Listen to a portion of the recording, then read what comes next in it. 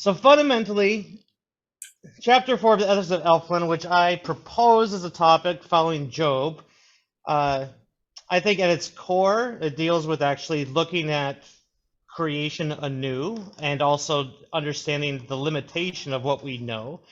And that's going to be, I think, the main tenor of actually this chapter, which was the main tenor of the book of Job. If you remember his introduction to the book of Job, it all actually revolved around actually the story as like hammering home actually the limitation or the lack of knowledge that man has of, or that Job has of actually creation itself and the mystery of creation.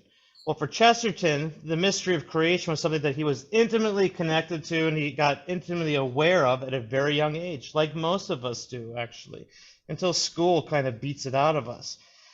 And the main vehicle that taught Chesterton the magic of creation, the largeness of creation, was actually what he would call fairy tales. Now, this is a concept that I've been actually toying with for a very long time. This is a really important one actually also for us to talk about because there's a twofold kind of negative attack on fairy tales or fantasy. Sci-fi is just a type of fantasy, just with technology involved into it. You know, it's the same kind of stuff, just different mechanics. But there's a twofold attack on it. One, there's the attack of what we could call the technocratic class or the very scientific class, which tends to be kind of like the secular world at large nowadays, where we have a false sense of security in our information.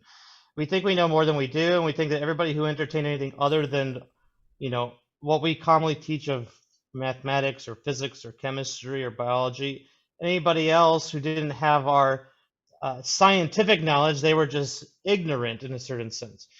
And so they explained, you know, the magic of creation with those terms, with magic or extra. So it's all foolishness. It's all actually based on ignorance. And so really scientific people will actually like scoff at the idea of believing in fairy tales or a fairy. Like, this is just childish kinds of things. For Chesterton, actually, these aren't childish things. These are directly important things. It's actually children don't need them. It's adults that need them. So that's one thing. Like, when people think of fairy tales, they think of actually fictitious scenarios with things that aren't found in reality. Elves, centaurs, dragons. And yeah, sometimes it's a saint that fights the dragon, and it's just a myth. And so even the contemporary church, which fell into like that kind of modern kind of lens of actually like, we only care about what's real, and what's real is what's historical. Let's get rid of all these like weird mythological or fantastical kinds of constructions. That stuff is actually just all make believe. We know better now. There is no such thing as dragons. It's an alligator in Egypt, or there's no such thing as sea serpents. It's just a large octopus. Okay, there's nothing mysterious. There's nothing crazy about it. So the stories they're products of an ignorant age. So that's like the scientific actually critique, I think, of fairy tales. Okay? Something that should only be entertained by children, and I don't know why, but for some reason children kind of like these kinds of things. But then there's another way of attacking it, and I've actually never encountered this one until I became a traditional Catholic priest, and I discovered a growing sort of sentiment that things that invoked enchantment and magic and not directly part of actual like Christian historical narrative are pagan or neo-pagan and dangerous and need to be shunned too. Like, I've encountered that actually in multiple apostolates across the country from completely different socioeconomic backgrounds. So and I think maybe it's properly been said in some kind of online homilies or lectures maybe given by some traditional priests who like, you know, the immorality of listening to Tolkien or reading Tolkien, or the evilness of what's another modern type of fairy tale, Harry Potter. Okay, there you go. That's one. I've encountered attacks on these things too, and it's from a different perspective. Like, so the scientific attack on fairy tales is like, has to deal with actually that it doesn't reflect reality because modern scientific just cares about material reality, and fairy tales deals with something a lot. It deals with stuff behind the material. That's the nature of actually fairy tales.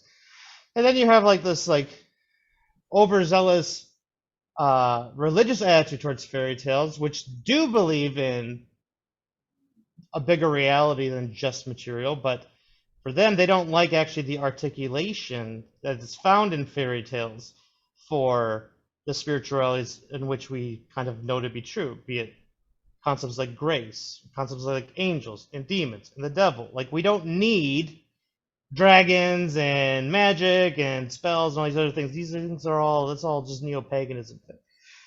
Well, I've thought long and hard actually on multiple ways of actually dealing with that kind of argument. I'm going to say I'm a Chestertonian with this. I think actually fairy tales are actually essential, and I think if everybody wants to become actually more religious, they probably should start reading them. There's nothing that I think sucks actually magic out of someone's life, or that a keen sense of the supernatural, than by actually excising fantasy or fairy tales or what we would just call make-believe stories from one's life and from one's children, and even from adults. See, because human beings don't grow up, and this is the first couple paragraphs actually, and I'll get into actually how he lays it out. But human beings don't actually get inspired from reading theological books. Like, we don't learn religion from just reading theological manuals. Like, I can read a tract actually on the nature of grace, but the thing is that and there's a it doesn't excite my emotion in a certain sense. It doesn't get me engaged. But when I hear a story actually of, you know, St. Anthony in the desert and a centaur coming up to the campfire with them and telling them actually about how they don't know who this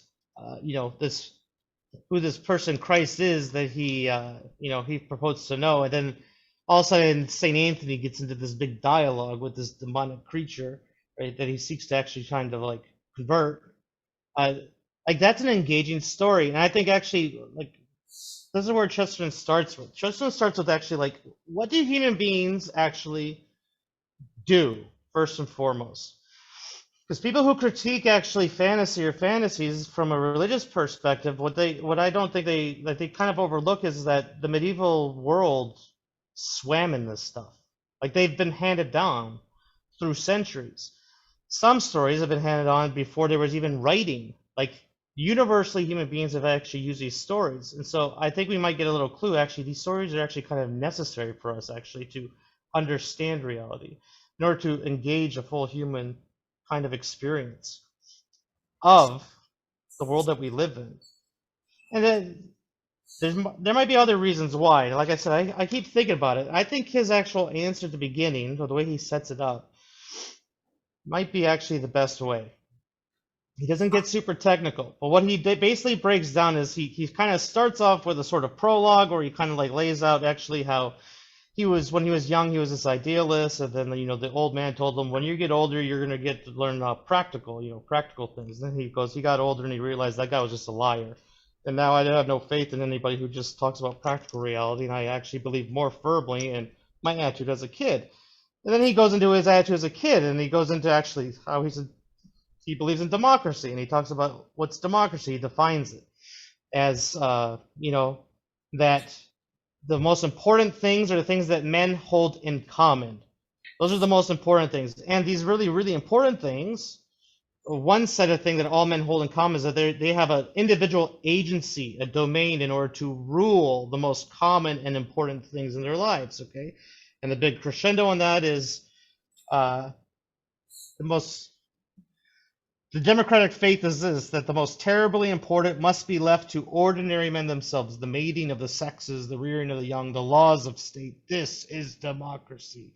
So actually, it's the things that everybody actually does are actually the most dreadfully important. And you can actually think of that in your own life. The things that are most important in your life are the things that you made a personal decision to do. Like who you choose to marry, the kids you have, how you raise them, like you can't farm that out to the state. You can try, but you'll end up with a nightmare. But these things are most important, and this is the nature of democracy.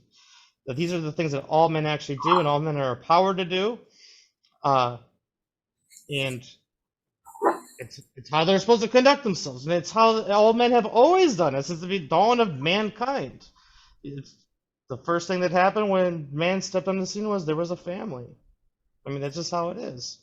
And he raises kids. Those things are all common across all cultures, across all people. As long as you're a man, you have these things in common. This is Chesterton's democratic view of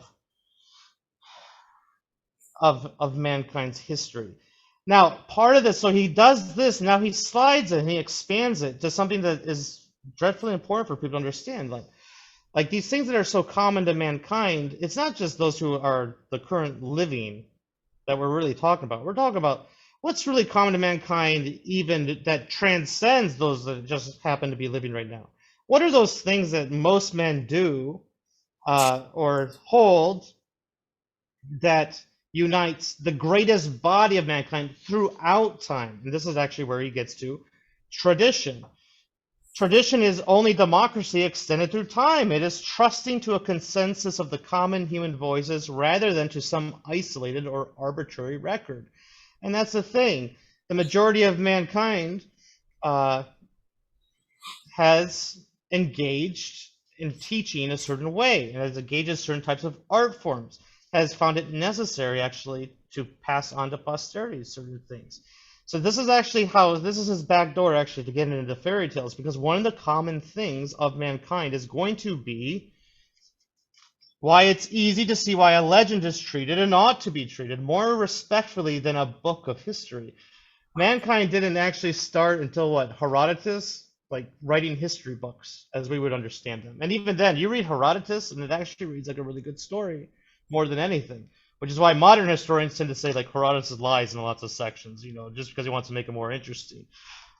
So I don't know if Thermopylae really happened that way with the 300 Spartans telling the Persian king to go, you know, shove it, and we're gonna, well, you come and get it, you know, or spears. I don't know if it really happened that way, but man, everybody loves that story so much so that we still talk about it and we like still make movies about it. There's something at the core of that story that is just like just captures our humanity. We love that kind of stuff. So even when history first showed up, it still had a little like fairy tale quality to it. The unimaginable things kind of happening, great feats of valor or whatnot, and yeah, dressed up to make it into a story. Because that's what's most fundamental actually when it comes to how mankind teaches other men and their children about how they are, how do they relate to other men, how they relate as a nation, how they relate as a group, and how they relate to the world and the cosmos, how they relate to God, is actually in the nature of storytelling.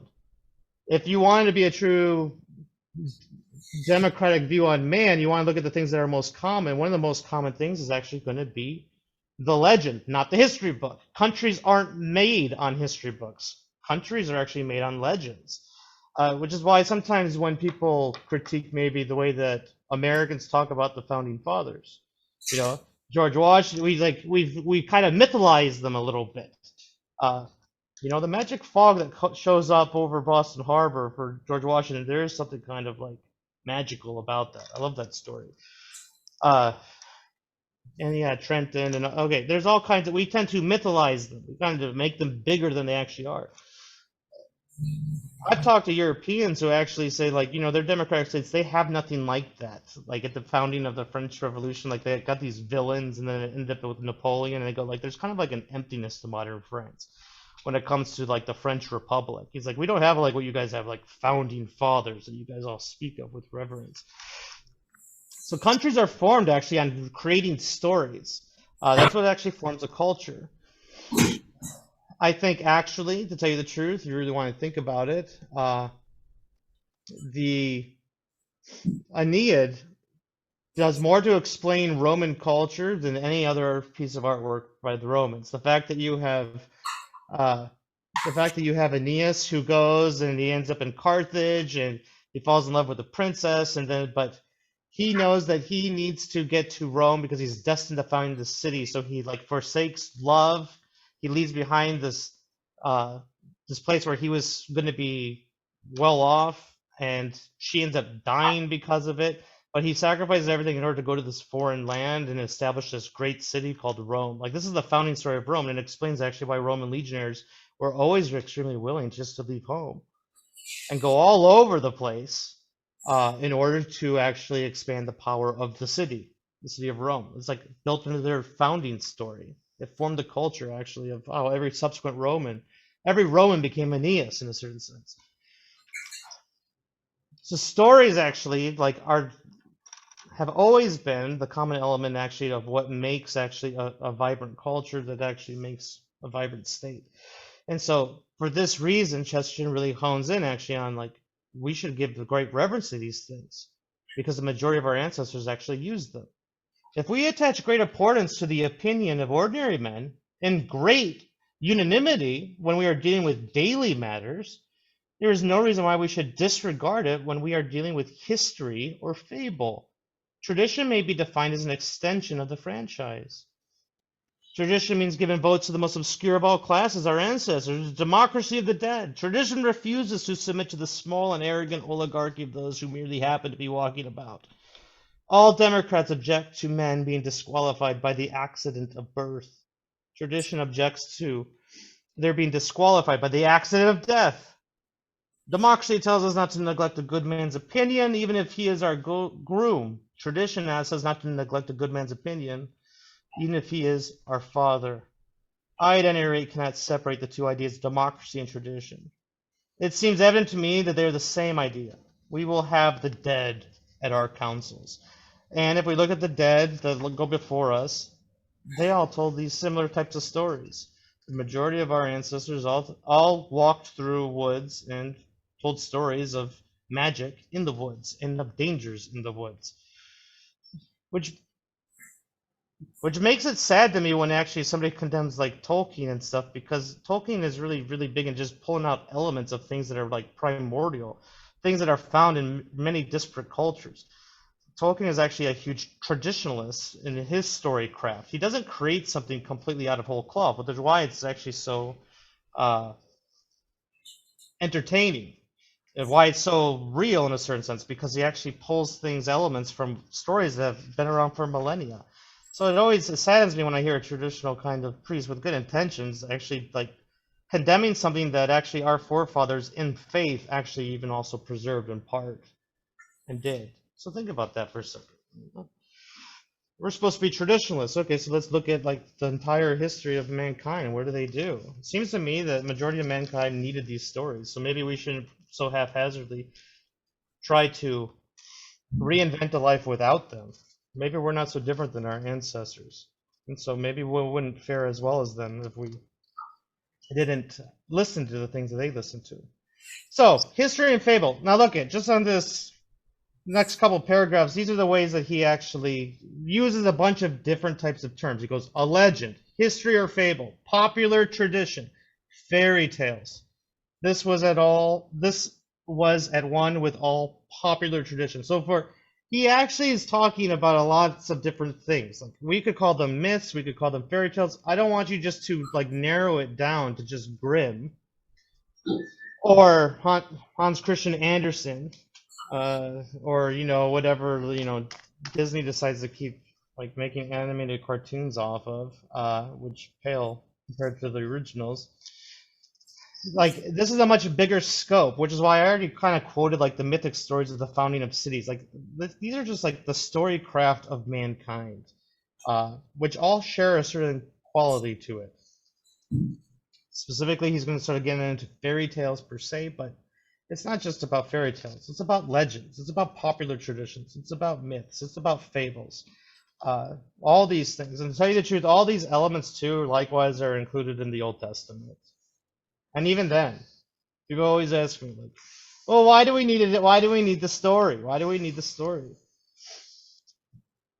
I was like, I don't know, but maybe we just need it because that's how we're made. We're meant to hear stories, first and foremost. And it seems to me that the second person of the Trinity validates this point, because for him, for some reason, he didn't go around just saying theological tracts to people. He spoke in parables, first and foremost. And that should really cause you to pause for a second. Like he spoke in parables. And yeah, like the idea of the prodigal son going off to a foreign distant land, squandering his fortune. Like there's elements in a lot of the parables that you find actually in fairy tales. There's lots of elements in the Old Testament of the stories that you find in contemporary cultures too. Perennial truths seem to be packaged for man in stories. And I'll speculate maybe a little bit later on in some of my ideas of why this must be so. But this is how Chesterton gets into it. This is why Elfland is important. Why is Elfland important? Because I respect mankind, and what mankind is deemed important is the thing that mankind has always consistently done. And you know what? I don't care what country you go to, and I don't care what century you go to prior to the current one, where I'm amongst a bunch of like bug-eyed scientists who tell me that these stories are stupid, but everybody actually cherishes these stories. So I'm not such a narcissist to think that I'm very much different than all those people. So these stories should be important to me. There. That's my untheological defense of fairy tales. That's kind of how he sets it up in the first couple pages, right? Now a lot of people go, like, yeah, there's like great allegories in these stories. I've already kind of like hinted to some of them. Like he actually gives really beautiful little allegories. He goes, hey, there is a chivalrous lesson in Jack, the giant killer, that giants should be killed because they are gigantic. It is a manly mutiny against pride as such. Hey, it's true. Okay, that's a good allegory for Jack the Giant Killer. For the rebel is older than all the kingdoms, and the Jacobin has more tradition than the Jacobite. There is a lesson of Cinderella, which is the same as that of the Magnificat. Exaltavit humilis, the humble will be exalted. There's a great lesson in Beauty and the Beast, that a thing must be loved before it is lovable. There's a terrible allegory of Sleeping Beauty, which tells how the human creature was blessed with all birthday gifts, yet cursed with death, and how death also may perhaps be softened to a sleep. But I am not concerned with any of the separate statutes of Elfland, but with the whole spirit of its law, which I learned before I could speak, and shall retain when I cannot write. I am concerned with a certain way of looking at life, which was created in me by the fairy tales. I think this is an extremely important point that he's getting, because sometimes people will try to be kind of utilitarian when it comes to fairy tales, and they'll sort of like say that they're good because they teach certain moral allegories. But Chesterton's going to even go a little bit more fundamental than that. It's not actually just the allegories, which do exist in the fairy tales. They definitely exist in the parables, okay? But there's a deeper actual quality to them, which he actually wants to get to, one that's more fundamental. And I think it's probably its primary purpose or our primary necessity, because there's lots of ways we can teach virtue. There's lots of ways we can explain virtue. But there is only, I don't know of any other way of actually really, in a very believable way, of creating a phenomena within somebody to get them to look at the world with new eyes than with fairy tale writing, fantasy writing. Creating a different world with one's imagination, which then causes you to juxtapose it with the world that's in front of your eyes. That's what fairy tales are going to do. A way of looking at life, of remembering actually that we're in a bigger world than we actually realize. That's where he's going to get to. He's going to go actually now into breaking down actually how what we get into what we call there's different types of what we call certitude in life. There's what we call metaphysical certitude, and then there's what we call physical certitude, and then there's what we call moral certitude. What he's going to break down is actually like when it comes to like metaphysical certitude, that a thing cannot be and not be at the same time. Okay, like we all can actually understand that, or like something you can't have an internal logical contradiction. Like you can't have a square circle, like because the nature of a square is to not be a circle. Okay, if you would make a square circle, well then it's not a square, it's a circle. So you can't make 3 into 4, okay, because it's in the nature of 3 not to be 4. These are what we call like metaphysical kinds of certitude. Like we know a thing is, and if it is, then it is not something else. Okay, those are what we call like a metaphysical kind of certitude. Physical certitude is derived actually from what we know from when it comes to laws of nature and these kinds of things. Like I know actually, like I have like physical certitude that the pen's gonna keep dropping when I, like, because I understand actually uh there's some kind of magical force that causes it. We put a label on it. We find gravity. I still haven't had anybody explain to me what the heck gravity is. I mean, when you get into some of the concepts, well, like it's the bending of the time-space fabric. That sounds kind of fantastical, if you ask me. A lot of modern science actually sounds more like Elfland magic than anything. There's a fabric of time that I can just twist around. Man, man, if only I knew how silly the fairy tales were. Man, I just didn't realize I could just do that. Oh yeah, there's these things called wormholes. Like, it's funny, the scientists who want to shove off fairy tales, they end up creating even more fantastical ones, multiple planes of reality and all these other kinds of different things. Weird, weird. Anyway, there's physical certitude. And then there's what we call moral certitude, which is like according to how mankind basically acts. Moral certitude is what you use whenever you go to the gas station, you ask somebody for directions. Complete stranger, why do you listen to them? Because you just know the majority of men don't actually lie when you ask them something as stupid as, how do I get to St. Stephen's? They'll go like, oh, okay, take 2 left turns. Complete stranger, you're going to listen to them. You've all done it before. Because you have moral certitude. That doesn't mean he can't lie. You could find that one dude, that one sociopath who just likes to lie to people and give them wrong directions. You could definitely find it, but it would be irresponsible and unreasonable for you to actually act as if everybody's lying to you when you ask them directions, right? Because the odds are that they're telling you the truth. It's true. A parent could lie to their kid and say, "I didn't adopt you. Uh, I'm your biological parent." You could. It's unreasonable for a child to think every parent is lying to them when it says, like, I'm your mom and that's your dad. You don't need to you don't need to have physical certitude like a genetic test in order to believe your parents. So we act on what's called moral certitude. But what Chesterton is actually going to get into is actually in the Ethics of Elfland, in the subsequent couple paragraphs, is actually like what I just called moral certitude. Like, there's no, like, it's not a guarantee. That's true. I already just actually laid that out. You can really see it's unlikely, but it's not a guarantee. You can always be surprised by something. But then also physical certitude. Physical certitude is a thing where he's going to really harp on, actually, like, not only is it not always a guarantee that things will always just happen the way that they happen, but what's even more fundamental, that the thing is always going to happen the way that it happened, is why it happens at all. Like, that's actually what he really wants to get to. Why are the physical laws even there? Because it doesn't make sense. There's not a metaphysical, there's not a reason according to, like, the nature of being itself which causes the thing to act this way. The fact that it chooses to act this way, or the fact that gravity acts a specific way, isn't explained by the fact that you can map out the acceleration of an object by its weight and trajectory. So this is where he's actually going to really get into. Is actually like fairy tales actually cause us to actually relook at certain things. Where the scientist just looks at actually physical phenomena and he obsesses about physical phenomena. Now there is one thing that I want to, which is where this is before he's actually a Catholic, and it's in the water when he's writing this, but he's not known as a good philosopher. Well, he's known as a good philosopher, but he's not necessarily known as like it's a problematic philosopher. Okay, it was a man of faith. He was a Protestant, but it's David Hume.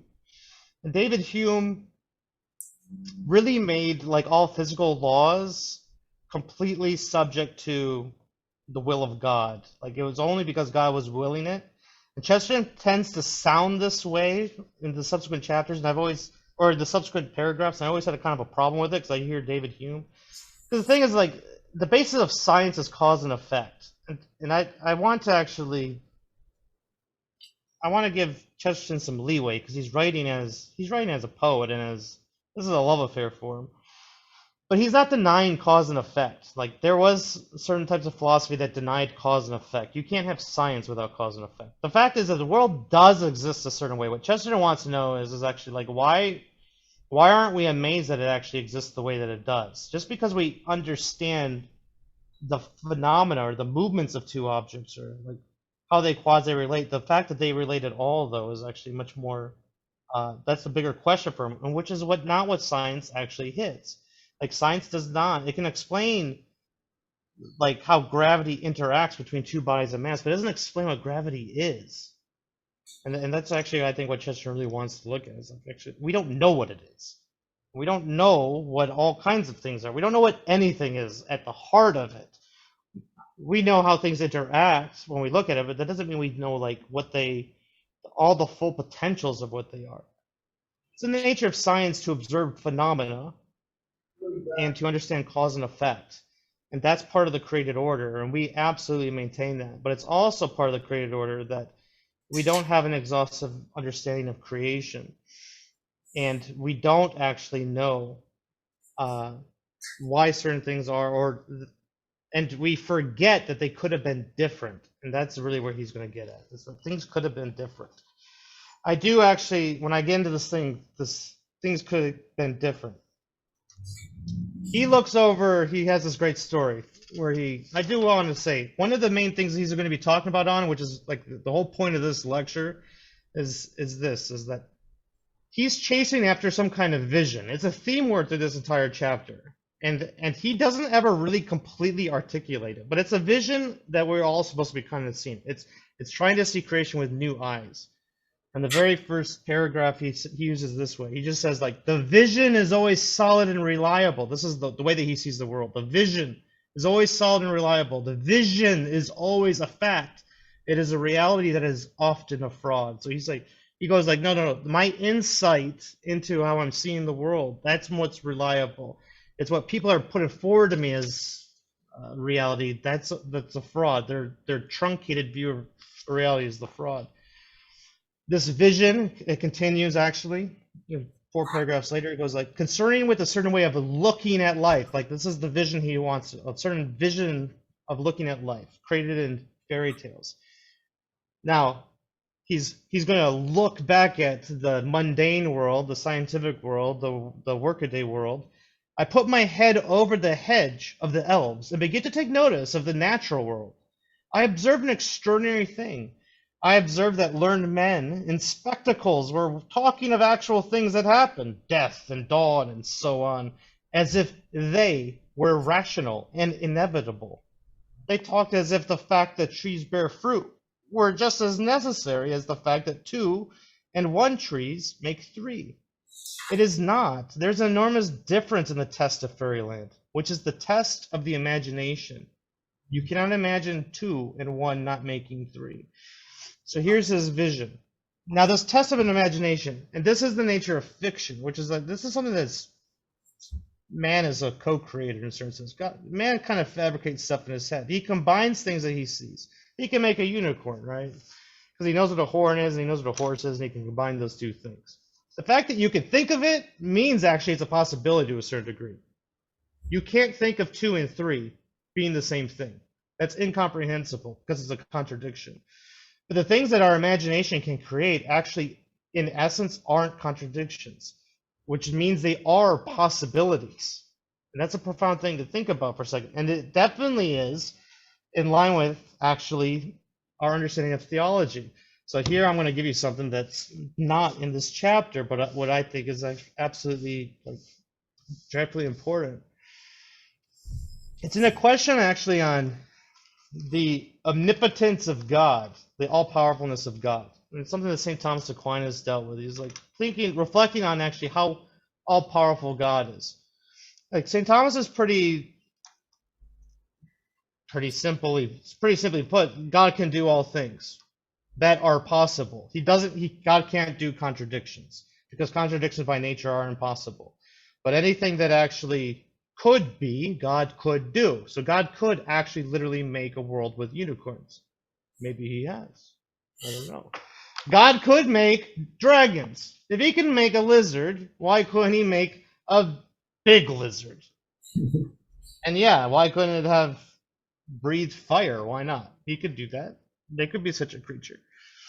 Uh, whether the scientists have ever analyzed such a creature is not actually kind of important. The thing is could it exist? Like, yeah, it's not contrary to the divine power to make such creatures. Maybe we'll find some moon off Alpha Centauri, and yeah, everybody will walk on their heads, and there'll be dragons that fly around. Maybe they'll find a world like that. It's because it's the thing is, as long as we can imagine it, we're actually tapping into the other possibilities that God could have made, and I think that's actually something that's something that's not only like kind of amazing in itself, but it's almost like using your imagination as an act of piety, because you're actually contemplating on the power of God, on the things that He could have done, the things that His power could have done. And this is where I think actually sometimes we're like priests who want to actually limit actually fairy tales or myths and stuff. I think they kind of lose sight of actually the fact is these things actually also existed in the mind of God. He knows He did not make them, or but He knows He could if He wanted to. And we're just tapping into actually the power of God that He chose not to do. Now, for Thomas, why is this also kind of important? This is also kind of important because it tells you no matter how fantastic of a world you can create with your mind, with your imagination, the thing is that God could have made that. He could have made a Middle Earth.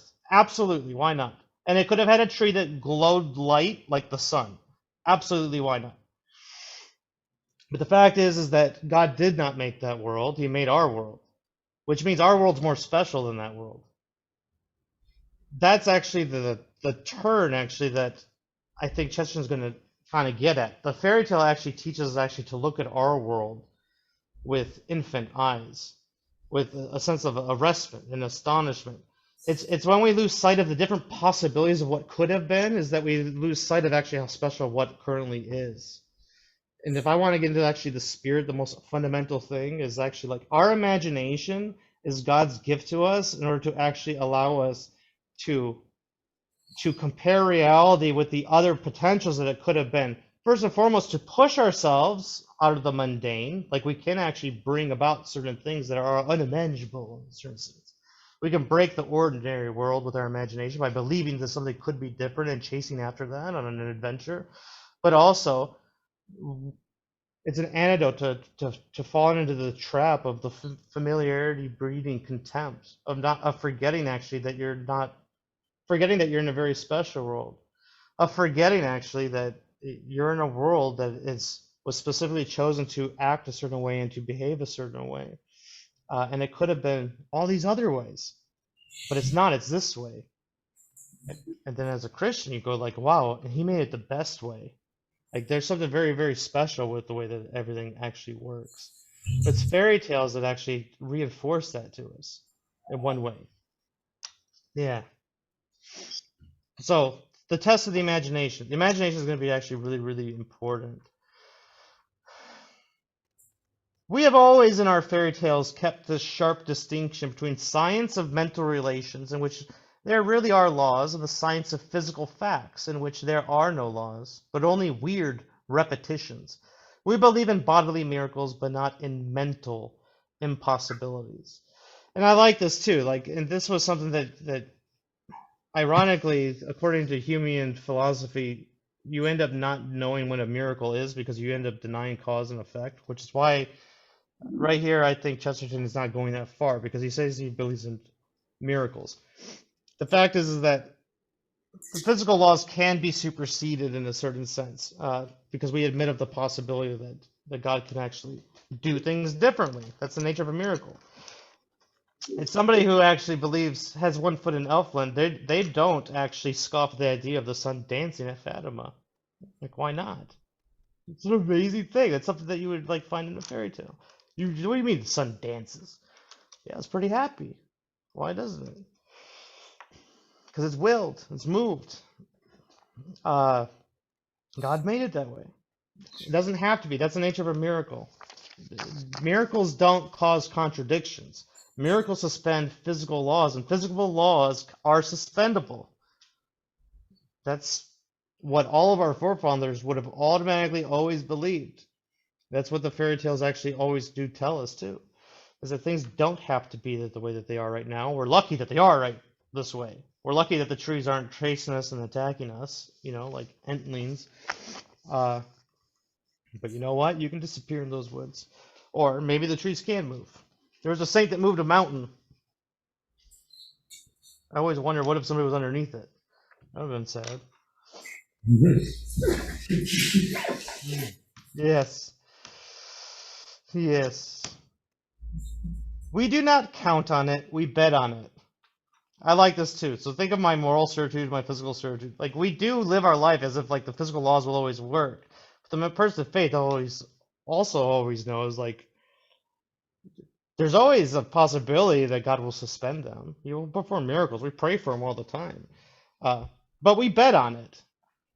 I like that. We risk the remote possibility of a miracle, as we do that of a poisoned cake or a world-destroying comet. We leave it out of account, not because it is a miracle and therefore an impossibility, but because it is a miracle and therefore an exception. Like, we know that it's an exceptional thing, for miracles and stuff. But that doesn't mean that they're like impossible. It's the scientific mind that makes all these things impossible. Because for them, what's most fundamental is physical laws, but for us, what's more fundamental is metaphysics. It's the nature of being itself, and you got to remember, we worship like the God who says, "I am who am." Like, his very essence is being. It's to exist itself. All the terms used in science, books, laws, necessity, order, tendency, and so on, are really unintellectual because they assume an inner synthesis which we do not possess. The only words that ever satisfied me as describing nature are the terms used in the fairy books: charm, spell, enchantment. They express the arbitrariness of the fact and its mystery. A tree grows fruit because it is a magic tree. Water runs downhill because it is bewitched. So this is how he's getting into actually the fact that actually the physical world is how it was a matter of divine predilection. Like, God willed it, he loved it to be this way, so he made it this way. And so it's moving this way because of God chose it to be that way. God made them consistent so that we could function in it, but that just because they're consistent doesn't mean it's not authored by God. And the fact that it doesn't have to be, this is why Chesterton prefers these sort of terms of charm and spell and enchantment. The fact that things could move, it could change. There's a sort of a will behind it. And not only that, not only is there a will behind it, there's a sort of, though we walk about and we have domain, we don't have a complete domain.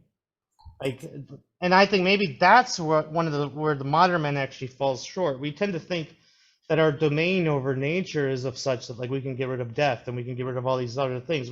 We actually think that we lose sight of actually how much we're actually subject or a victim of actually the order of things. Like, we can't change the order of things. That wasn't created by our choice, which is why, so our choice can't actually change it. It was created by divine choice. And so we have to live with it to a certain degree. Yeah, there's something to that too. So where are we going with this? Well, the fundamental attitude that he's going to really try to be capturing with the fairy tales is this element of wonder, and it's something that kind of he sprinkles about, and I think this is his vision, is this wonder at the created world. This elementary wonder, however, is not a mere fancy derived from fairy tales. On the contrary, all the fire of the fairy tales is derived from this, just as we all like love tales because there's an instinct of sex. We are all like astonishing tales because they touch the nerve of the ancient instinct of astonishment. That's what is so very often lost when people casually throw out these stories, which is that we have an instinct not just of procreation, not just of surviving, if you want to use those Darwinian instincts.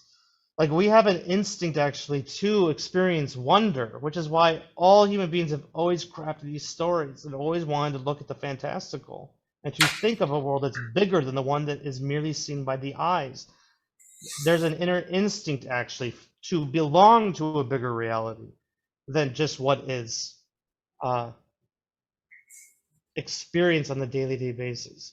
There's a deep rooted desire to actually be in touch with or be on the precipice of a big hidden world, a whole hidden kingdom, if you will. And that element, that instinct of astonishment, the instinct of procreation causes man to join to woman. The instinct of preservation causes man to build shelter and have food. The instinct of wonder causes man to create art. That's the instinct that actually moves it, to wonder at the world that they're in. And that's a beautiful thing. I think it's in actually Everlasting Man. This is something that I actually taught to my aesthetic philosophy class, which is the oldest artifacts that we actually have of man aren't actually temples and tombs. Those are the oldest architectural things. But even before the tombs,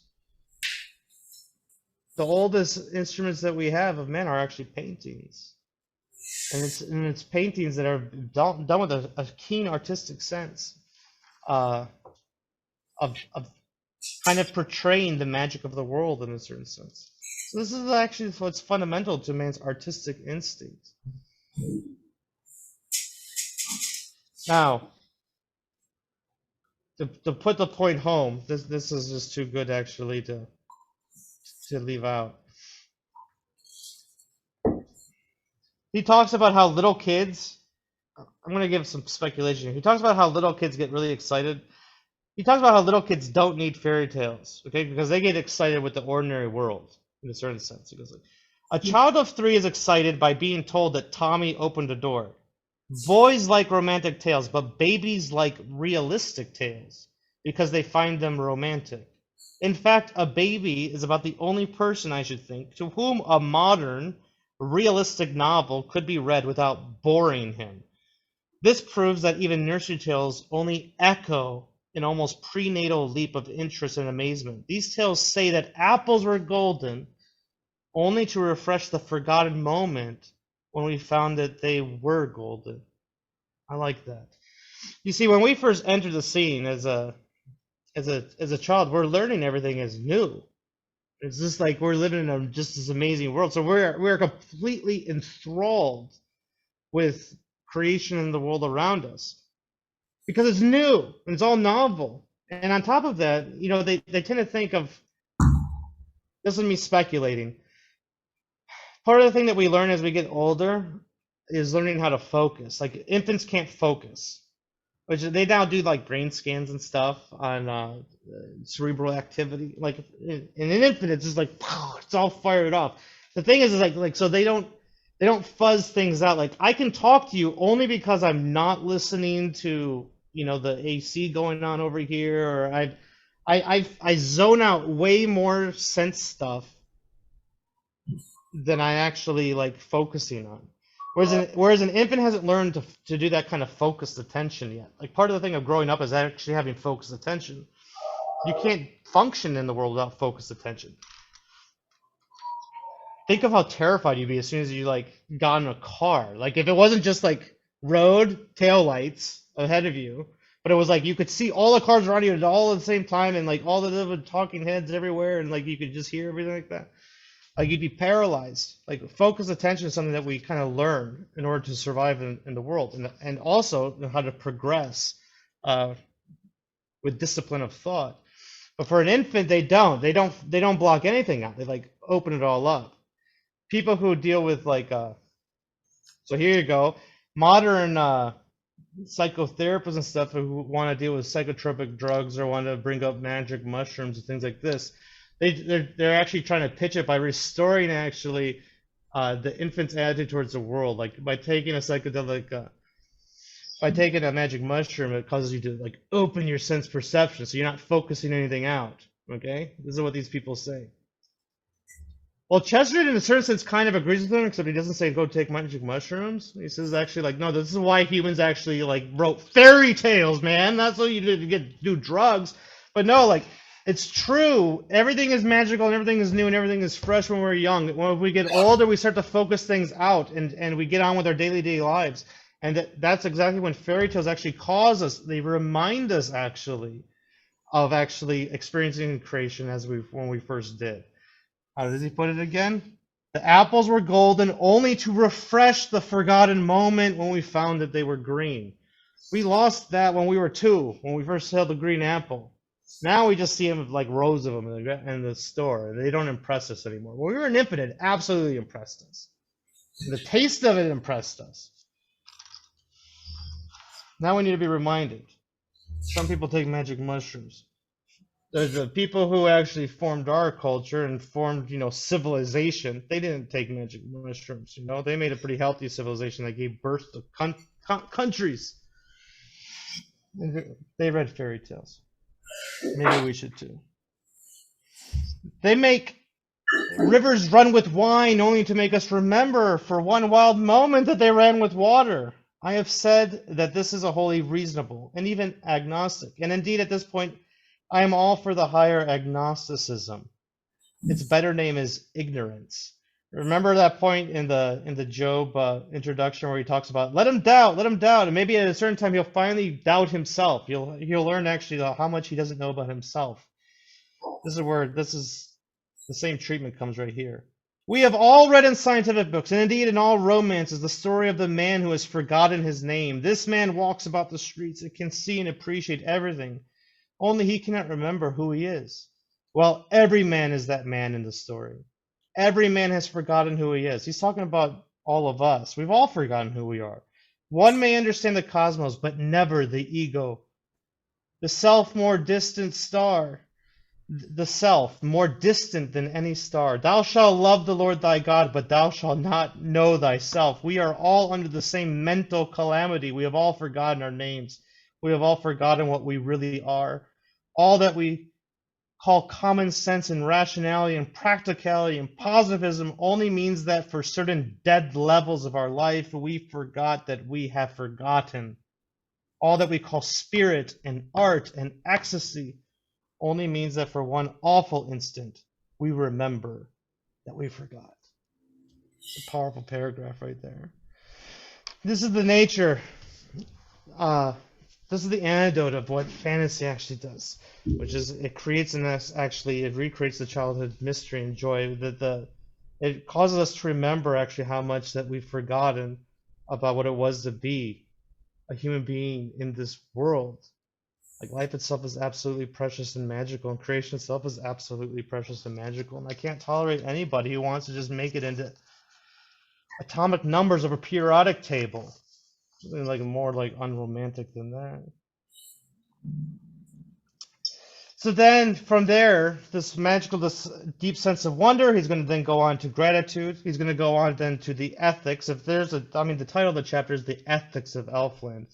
And so maybe his main point was all just to get to the certain ethics that we do find in almost every single fairy tale, which is, according to Elfin ethics, all virtue is in an if. The note of the fairy utterance always is, you may live in a palace of gold and sapphire if you do not say the word cow. Or, you may live happily with the king's daughter if you do not show her an onion. The vision always hangs upon a veto. All the dizzy and colossal things conceded depend upon one small thing withheld. All the wild and whirling things that are let loose depend upon one thing that is forbidden. And so that's actually kind of an interesting thing, because in the context of actually understanding of how much of our personal knowledge is kind of forbidden of what we understand with the world, like there's more that we don't know, this like the hiddenness of creation to us. Then there's also this whole idea like we could have happiness if we also suffer a lack of something. It seems to be at the core of humanity that we only get good. We have good things while at the same time also dealing with not having everything. We live in this world and we enjoy this world while at the same time not knowing everything about this world, a la Job. And then here too, with the certain ethics of Elfland, this even gets built into a lot of the stories, where it's just like you can have all these things, but there's always something that you don't get to do.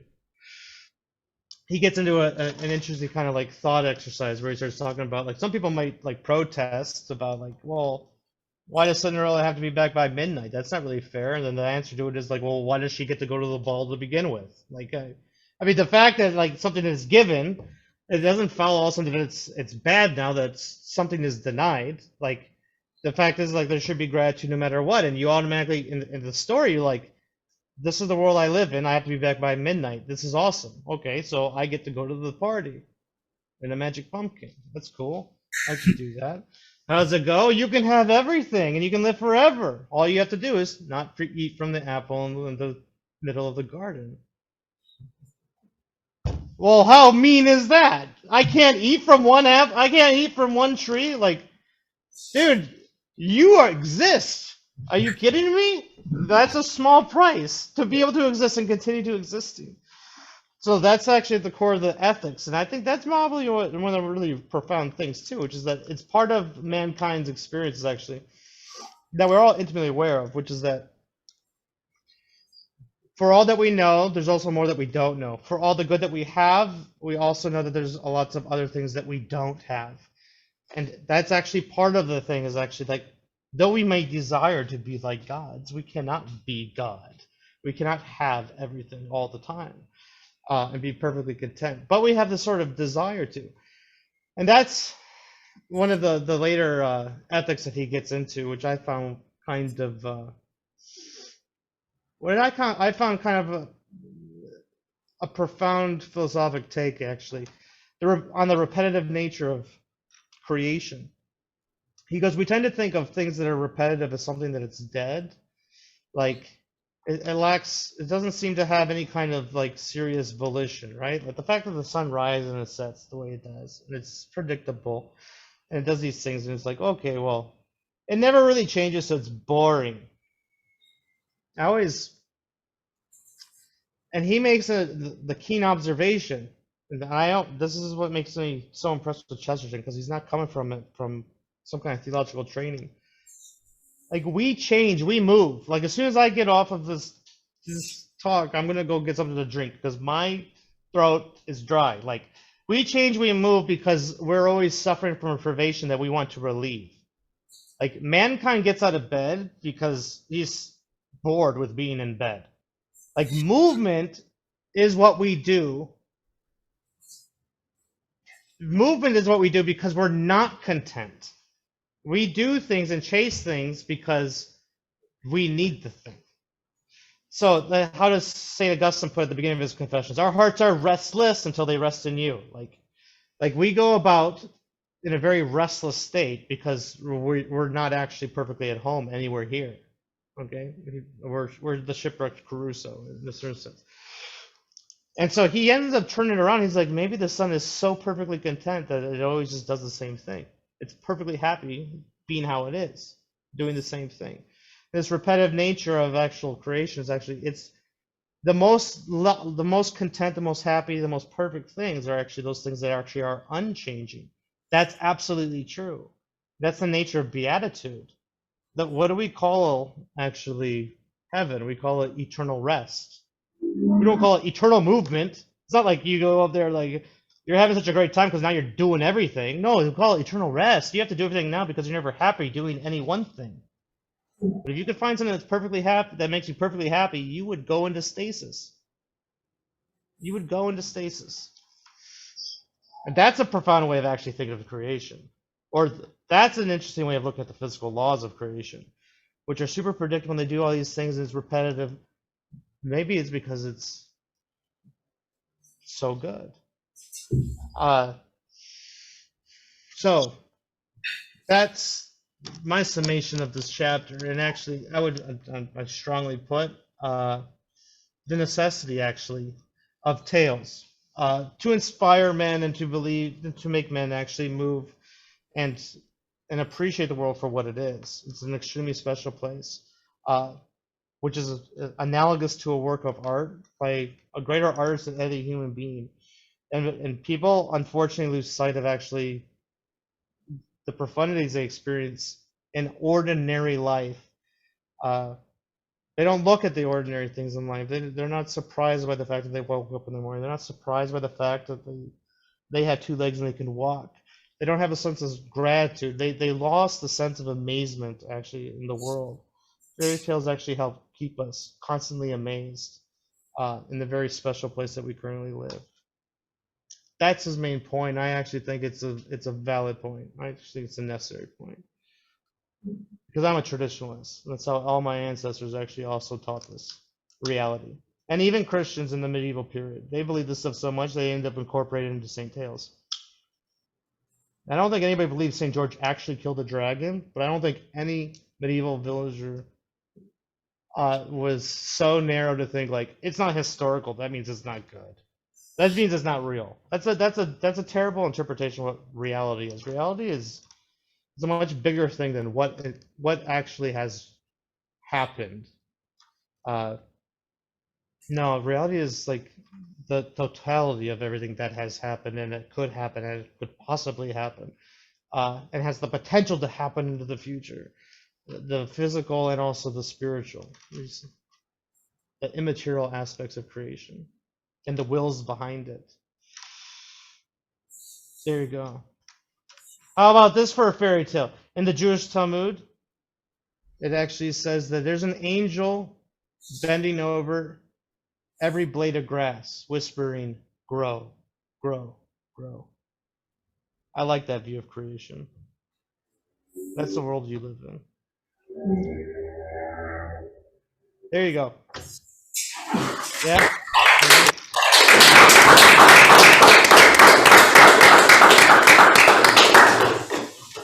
Any questions? There's 1 hour. The round trees want to get home.